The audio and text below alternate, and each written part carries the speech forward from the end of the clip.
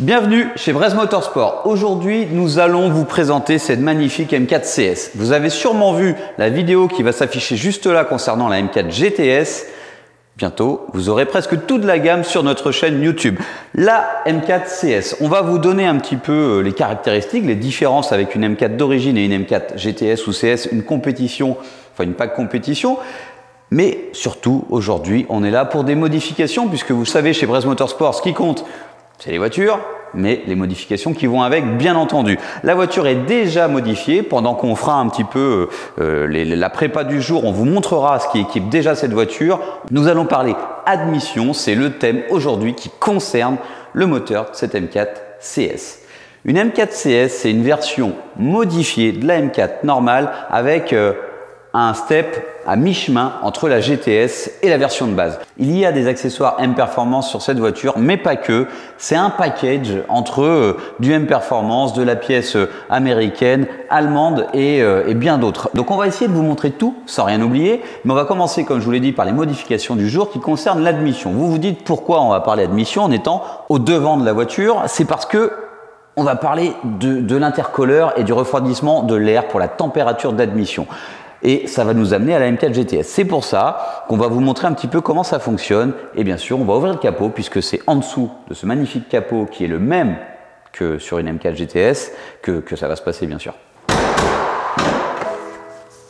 Alors, je vous refais pas la blague du trou qui sert à rien sur ce capot, mais qui est toujours aussi beau en dessous. Donc, carbone forgé, vous l'avez vu dans la vidéo de la M4 GTS. Ici, on a parlé de cet intercooleur dans la vidéo précédente. C'est la même chose, sauf que sur une M4 CS, presque tout est pareil, sauf que nous n'avons pas l'injection d'eau. Dans le coffre, si vous levez la plaque, vous ne trouverez pas ce réservoir, ces pompes et électrovannes qui permettent de diffuser cette eau déminéralisée dans l'admission. C'est principalement la seule différence, ce qui ne va pas nous empêcher de modifier et optimiser cette partie, puisque vous le savez, les températures d'admission conditionnent les performances du moteur de manière très importante. Nous allons changer cet échangeur par un modèle plus gros. Reprenons un petit peu le schéma et les explications concernant ce nombre de radiateurs et comment fonctionne le refroidissement de cette voiture du point de vue moteur, mais du point de vue admission également. L'admission, cet échangeur que nous allons remplacer aujourd'hui avec ce petit circuit séparé, se retrouve avec un radiateur juste ici, un radiateur air-eau qui vient être refroidi par l'air qui est absorbé par ce radiateur. Ce petit radiateur est alimenté par une pompe électrique et tout ça, ça rejoint un gros radiateur frontal d'eau qui justement ensuite renvoie l'eau via cette pompe dans l'échangeur du moteur. Et tout ça, c'est caché derrière un radiateur d'eau qui est raccordé à ce deuxième bocal de liquide de refroidissement moteur. Je le répète, devant, vous allez encore trouver le condenseur de clim qui, lui, porte bien son nom, c'est pour la climatisation. En dessous, vous allez avoir un radiateur de boîte. Encore dessous, vous allez trouver de manière plate comme ça un radiateur d'huile moteur. Et juste ici, vous avez un deuxième radiateur carré qui ressemble un petit peu à celui de droite qui sert au système d'admission, mais qui lui est raccordé au radiateur d'eau, juste derrière celui de l'admission. Alors je ne sais pas si vous avez suivi, on va essayer de vous mettre un schéma parce que franchement, si vous vous rendez compte, 1, 2, 3, 4, 5, 6, 7. Si on part du principe que lui, c'est un peu un radiateur, ça fait 8. Et dans la voiture, vous avez encore le radiateur de chauffage, ça fait 9. Donc, je peux dire des bêtises, mais là, comme ça, rapidement, 9 radiateurs dans la voiture. C'est un petit peu fou. Pour continuer sur la partie un petit peu technique, mais on va dire que comme ça, vous aurez tous les éléments qui concernent la modification du jour. L'air du moteur, là, on ne parle pas du refroidissement. L'air qui vient alimenter le moteur pour la combustion est aspiré par les calandres, rentre dans les filtres à air droit et gauche, est conduit dans l'échangeur via la boost pipe. On va changer cet échangeur et ensuite l'air est conduit dans les charge pipes. Les charge pipes, on va y venir puisqu'on va également les changer pour un souci de performance mais aussi pour un souci de fiabilité. Puisque ces charge pipes cassent très souvent, très régulièrement. On l'a déjà vu sur les générations précédentes, N55, N54. C'est une pièce qui casse tout le temps, soit par la modification de la voiture puisque quand on reprogramme, quand on aborde plus de boost, plus de pression de suralimentation, forcément il y a plus de contraintes sur ces charge pipes. Mais là, on va les mettre en carbone. Et là, franchement, c'est vraiment ça qui est cool puisque ce carbone que vous voyez ici sous le capot, on en retrouve partout sur la voiture et quand le carbone est de bonne qualité, ça a vraiment le plus bel effet. Je vais chercher les pièces. Les premières pièces les charge pipes. Je vous les présente, vous le voyez, le carton c'est assez discret mais c'est marqué Venturi partout et Venturi, vous le savez, c'est qualitatif. On va avoir forcément les deux éléments dont on parle, charge pipe, droit et gauche, puisque vous le savez sur ces moteurs il y a deux turbos, deux charge pipe. Alors si je dois vous montrer comment c'est fichu, ici vous avez la partie qui vient être raccordée à l'échangeur que je vais vous amener dans 2 secondes, qui va servir à refroidir l'air qui passe dans ce conduit, et ici vous êtes fixé sur le turbo. Des petits connecteurs, du riz de silicone avec des colis qui vont bien, et là une petite pièce usinée qui va se permettre de connecter la charge pipe au turbo, puisque sur cette partie-là, on est en souple sur l'échangeur, mais en bas, on est rigide. Alors, on va se retrouver avec cette petite partie des deux côtés qui va permettre d'éviter justement que ça casse, puisque je vous l'ai dit, il peut y avoir la pression de suralimentation qui est dans le tuyau, qui peut justement provoquer une casse, mais là, on est en carbone, donc il y aura plus de problème. Mais il y a aussi les vibrations de la voiture, le turbo, le moteur, etc. Ça peut être amené à faire casser ces charge pipes. Donc 1, 2, les petits morceaux qui vont bien, et je vais vous chercher l'échangeur. Vous allez voir sur le carton, c'est noté CSF, et juste là, c'est marqué intercooleur. Donc intercooleur, c'est un échangeur, c'est pour refroidir. Et hop là, vous allez le voir. Pas encore déballé, c'est un peu la surprise, mais on avait exactement le même sur notre M4 de course. Et vous allez le voir ici, on a pris la version en noir mat, je pense qu'il est la plus élégante. C'est une version qui peut également être personnalisée. À l'intérieur, je vous l'ai dit tout à l'heure, la charge pipe vient se connecter ici, donc c'est l'air qui est amené par les filtres à air, etc. Et ici, on va sur les turbos via les charge pipes en carbone qu'on a ici. Ici, vous allez avoir la partie radiateur, pas traditionnelle, mais de ce côté, vous allez avoir 2 connecteurs par lesquels va circuler l'eau du système de refroidissement d'eau, les radiateurs qui sont juste derrière moi avec la petite pompe. Et juste de ce côté-là, vous allez vous retrouver avec le petit bocal additionnel dans lequel on stocke le liquide. Maintenant qu'on vous a présenté l'objet de la préparation du jour avec l'optimisation du rendement de ce moteur via les températures d'admission qui sont très importantes, on va revenir un petit peu sur les détails de cette voiture, d'une M4 CS globalement, mais de celle-ci plus en particulier, puisque cette voiture, et on remercie Brest Driver pour cette voiture qu'il nous confie, n'hésitez pas à les suivre sur les réseaux sociaux et notamment sur Instagram, puisque cette voiture, elle a déjà un petit passif de préparation chez nous, puisque c'est une voiture qui est optimisée un petit peu Club Sport Track Day. On va revenir sur les modifs, mais elle a déjà des KW. Je ne sais pas si vous allez voir sur les plans, mais ici on a des petites bonbonnes qui servent à leurrer le système d'amortissement d'origine de la voiture, puisqu'elle a des KW Club Sport, mais pas que, et vous allez le découvrir tout au long de cette vidéo. Commençons par énumérer un petit peu les particularités d'une M4 CS. On l'a dit, on est à mi-chemin entre une M4 GTS et une M4 standard. Le moteur, c'est le même qu'une M4 normale. Vous allez retrouver le carbone, les barres anti-rapprochement. Ça, c'est de série sur une M4. Mais ça fait 450 chevaux. C'est annoncé à 450 par BMW contre 431 pour une M4 standard. Donc, on est à mi-chemin entre la M4 et la GTS. Et ça concerne un soft moteur différent, un soft de boîte, un soft de transmission, plein de petits détails. Mais revenons sur les détails esthétiques. La couleur. La couleur San Marina Blue, vous en jugerez par vous-même. C'est vraiment magnifique. C'est un bleu-violet très profond avec vraiment une touche métallisée qui est super chouette. Mais il n'y a pas que ça. Puisque du carbone, vous en trouvez sur le capot, comme on l'a dit tout à l'heure, qui est le même que la M4 GTS. Là, vous avez une très belle lame carbone. Ça, c'est un premier détail esthétique qui est franchement très particulier puisque c'est pas une lame au catalogue BMW Performance comme la Calandre qui est ici noir laqué que vous pourrez retrouver dans la gamme d'accessoires. Et d'ailleurs, ça, c'est des choses que vous pouvez commander sur notre boutique en ligne. La lame, c'est une lame BMW. Et là, c'est celle propre à la M4 CS. Comme les jantes, qui sont des jantes que vous pouvez trouver dans la gamme M Performance, mais qui sont de série sur une M4 CS. Derrière ces jantes, ça fait partie des modifications. Je chante un petit peu les étapes, mais puisqu'on parle de cette jante, vous le voyez, on a un disque énorme, 400 mm sur bol. Donc ça, c'est une modification qui a été faite très récemment. On a un étrier de frein de M5 avec un disque de 400 mm, un petit peu comme si cette voiture avait le kit céramique, puisque sur cette voiture, c'est une option. Sur la M4 GTS 7 série, vous avez un pack gros frein avant et arrière en carbone céramique avec des étriers 6 pistons contre 4 pistons d'origine sur cette voiture qui n'avait pas l'option. Donc là, on retrouve le 6 pistons, 400 mm. Et à l'arrière, pour l'instant, c'est d'origine. Petit détail supplémentaire en noir laqué, cet insert d'aile sur lequel on retrouve le logo M4, c'est aussi une pièce du catalogue BMW Performance, mais c'est d'origine sur cette M4 CS. Juste en bas, vous allez retrouver un bas de caisse en plastique tout simple, et ça, par contre, c'est une pièce optionnelle sur cette M4, mais qui fait aussi partie du catalogue BMW Performance. Je m'attarde un petit peu sur l'arrière de la voiture puisque vous retrouvez la même jante forcément. Les étriers, comme je vous l'ai dit tout à l'heure, d'origine. Donc on a le petit étrier 2 pistons avec les disques sur bol fixe de chez BMW. Donc ça c'est tout à fait d'origine sur la voiture. Mais vous le voyez, on retrouve des goujons, ce qui veut dire que c'est subtilement changé, mais ça donne un petit peu l'ambiance racing de la voiture. Vous retrouvez des goujons renforcés, juste derrière une cale qui nous permet d'être à fleur d'aile, mais qui nous permet aussi d'avoir un setup racing, puisque le setup racing, la hauteur de caisse, je ne sais pas si vous l'avez remarqué, mais la voiture est quand même beaucoup plus basse que d'origine, ce qui nous permet d'avoir une voiture avec une meilleure tenue de route, pour une conduite plus adaptée pour le circuit et les track day. Vous l'avez peut-être remarqué à l'avant, mais la voiture est également plus basse, c'est un setup châssis beaucoup plus agressif avec du carrossage, châssis setup MBZH, testé et approuvé. Continuons à parler des détails qui concernent la M4 CS, puisque ces feux sont là allumés, simplement magnifiques.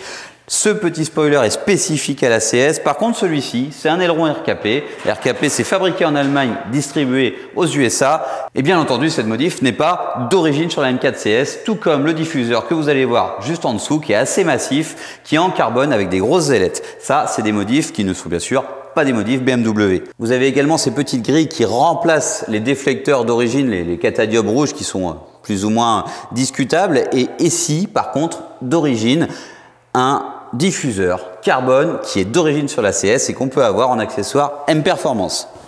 On n'a pas abordé le toit carbone puisque c'est beaucoup de carbone, mais c'est une pièce qui est d'origine, qui concerne toutes les M3, M4, CS, GTS ou pas. Concernant les petits détails, il va y en avoir plein comme ça. Et vous allez voir, c'est subtil, mais bon, c'est pas toutes les voitures qui ont autant de petites choses. Et ça m'intéresse. Vous le voyez, ce cache-serrure, parce que normalement, il y a une serrure dans laquelle vous pouvez mettre une clé. Là, il n'y en a pas. C'est un détail à la con, mais ça fait vachement plus beau.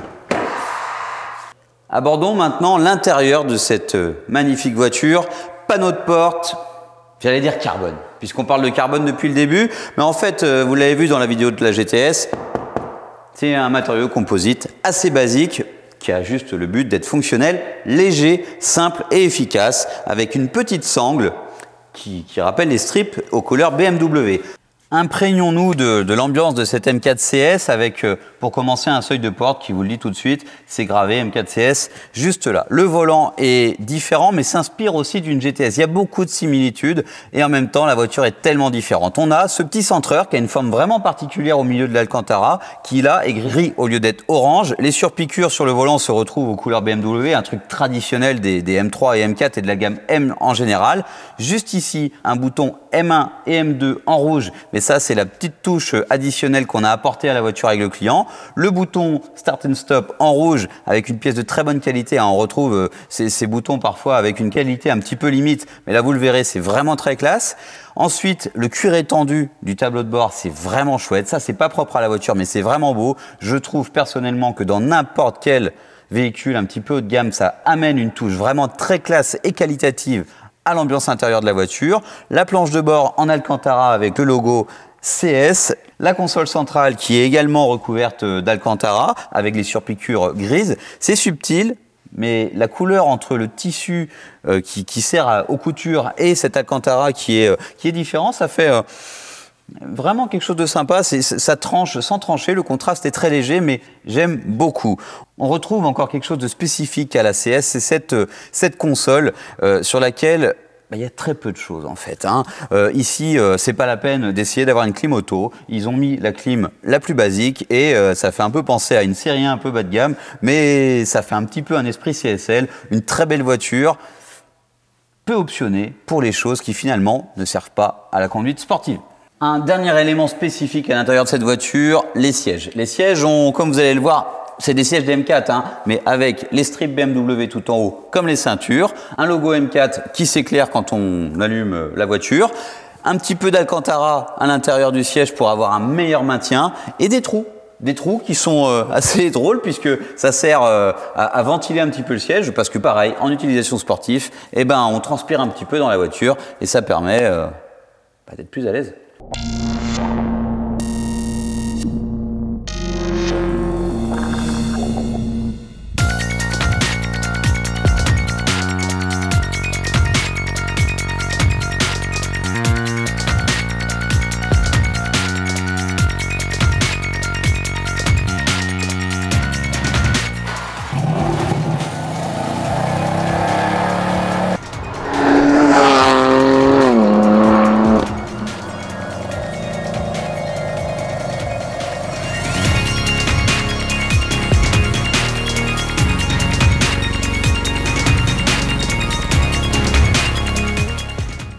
Passons à la partie montage, atelier et mécanique bien sûr. Les charge pipes carbone, vous avez eu des gros plans. Là, elles sont disposées comme sur la voiture, donc ça vous donne un petit peu l'idée. Les turbos juste en bas, l'intercooleur juste ici avec les manchons qui vont se mettre juste là et juste là pour raccorder la charge pipe en carbone, l'échangeur et ici les boost pipes. Maintenant, passons un petit peu en revue cette voiture sur les modifications qu'on a commencé à énumérer là-bas, les freins, etc. Mais il y en a d'autres.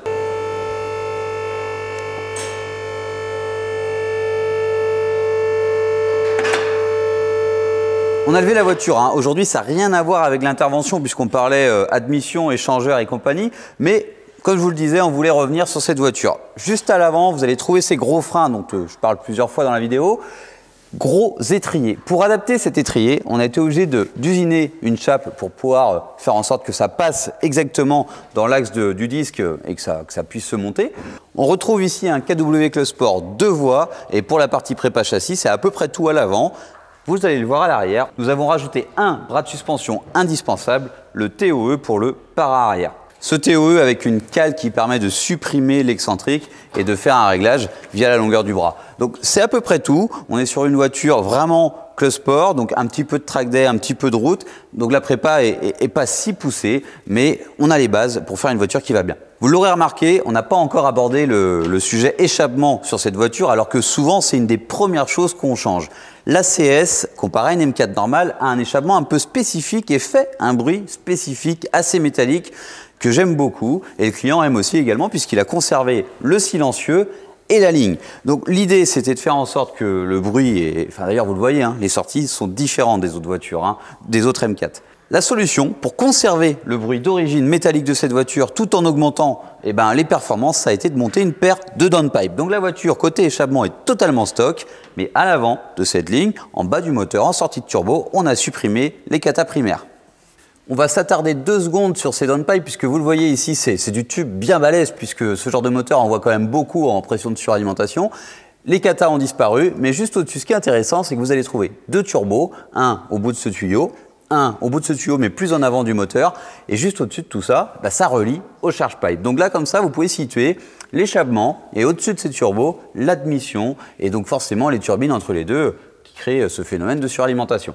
Alors, dans la précédente vidéo, on vous avait montré cette barre en carbone et on avait parlé de la rigidité qu'apportait cette barre et que les M3, M4, les séries F, c'était très rigide. Et vous allez le voir, juste derrière ces caches qu'on n'a pas pris de démonter le temps de démonter la dernière fois puisque ça ne concernait pas le chantier, on a la grosse barre en alu avec multi-points d'ancrage puisque je ne peux pas vous en dire le nombre, mais on va quand même essayer de les compter.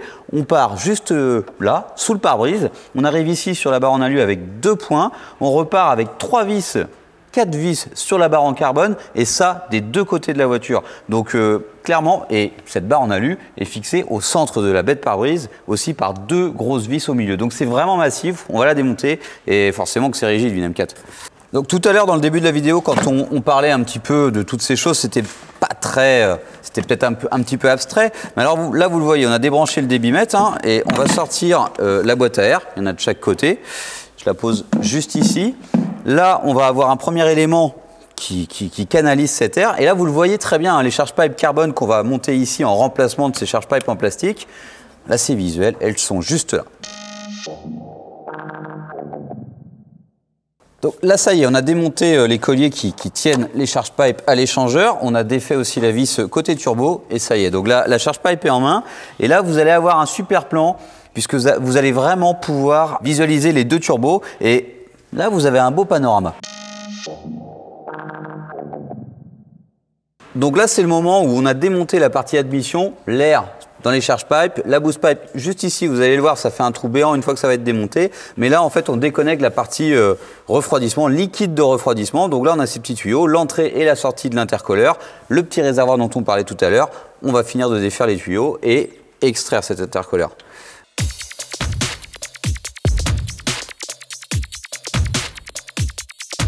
Le petit échangeur, le petit puisque là vous le voyez quand même c'est assez surprenant, c'est beaucoup plus gros mais d'ailleurs de toute façon c'est le but. Donc je le manipule pas trop parce que forcément il reste un petit peu de liquide de refroidissement dedans. Là le but de l'opération c'était de récupérer le petit réservoir de liquide de refroidissement, le capteur et le support qui est juste dessous. Donc maintenant on va le présenter sur la voiture comme ça et c'est parti.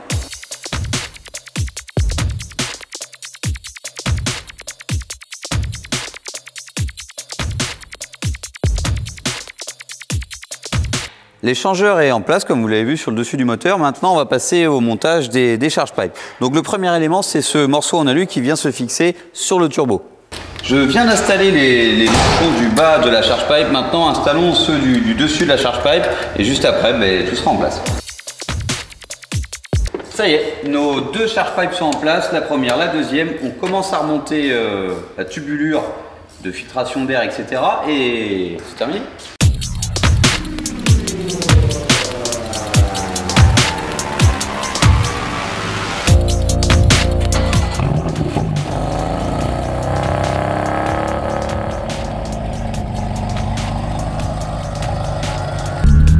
Alors un petit essai routier épatant pour essayer les performances que nous avons apportées à la voiture, puisque en soi c'est pas des performances, c'est de la fiabilité avec les charge pipes, un petit peu parce qu'il y a un gain au niveau de l'écoulement de l'air qui passe dans ces charge pipes qui va être amélioré, et après l'intercooleur lui c'est surtout pour avoir une stabilité dans la température d'admission, et ça on peut pas le quantifier sur un essai comme ça routier, ce sera quantifié que lors d'une sortie de circuit. Ça va permettre à la voiture de garder ses performances pendant plus de temps. Donc là on va plus parler de la voiture en elle-même, les freins avec ces gros gyrodisques 400 mm et cette plaquette endless que nous avons installée. Ça je vous en ai pas parlé, c'est vraiment un mordant super agressif, c'est très endurant. KW Close Sport, donc là on a une voiture qui est quand même précise. Vous voyez, je prends des virages très serrés à une main. La position de conduite avec les baquets de la M4 CS qui est vraiment parfaite puisque c'est très enveloppant. Je touche pas au réglage. Et on va aussi beaucoup parler du bruit de cette voiture puisque, alors là c'est le bruit des plaquettes. Les plaquettes Racing, ça siffle toujours un petit peu. Là ça siffle mais gentiment. Et là ce que vous entendez, c'est les graviers qui collent aux pneus puisqu'on roule en PS4S. Et justement à chaque fois qu'on fait un essai, tenez bien compte du fait que les voitures sont rarement stock et qu'elles sont bien améliorées, ce qui fait que finalement ça fausse un petit peu par rapport à une voiture que vous pourriez essayer en sortie de concession BMW. Vous voyez l'amorti, hein, c'est toujours les petites routes du coin qui sont quand même, il faut le dire, agréables mais quand même un petit peu déformées puisque c'est de la toute petite route. Et ce que j'adore dans la M4 CS, c'est la sonorité de la ligne. On en a parlé tout à l'heure, c'est plus métallique que les autres et le fait d'avoir décatalysé la voiture, on gagne forcément en puissance, mais on gagne aussi en sonorité, ce qui a, on va dire, amplifié le pop and bang et tous les bruits que font ces nouvelles voitures avec les moteurs turbo et tous les petits artifices sonores. On prend toujours beaucoup de plaisir au volant d'une BMW, encore plus d'une BMW modifiée, puisque là on a quand même beaucoup de trains avant, les semi-slick, le setup châssis qu'on a apporté. Vraiment c'est des choses qui font la différence. Et ça, on peut pas le nier, ça change tout. On parlait fiabilité, et dans cette vidéo il y a quelque chose que j'ai omis de vous dire, c'est que le kit pignon, on n'en a pas beaucoup parlé puisque pour nous c'est un petit peu quelque chose d'établi, mais n'oubliez pas que parfois il y a des problèmes de moteur sur ces voitures et le kit pignon, on reviendra, on fera sûrement une vidéo à ce sujet, mais c'est quelque chose d'important et il est en place sur cette voiture, cet écrou qui vient prendre le vilebrequin dans un piège et qui permet de ne pas se décaler. Alors je roule un petit peu les fenêtres ouvertes pour essayer de vous faire entendre cette sonorité dont je vous parlais tout à l'heure.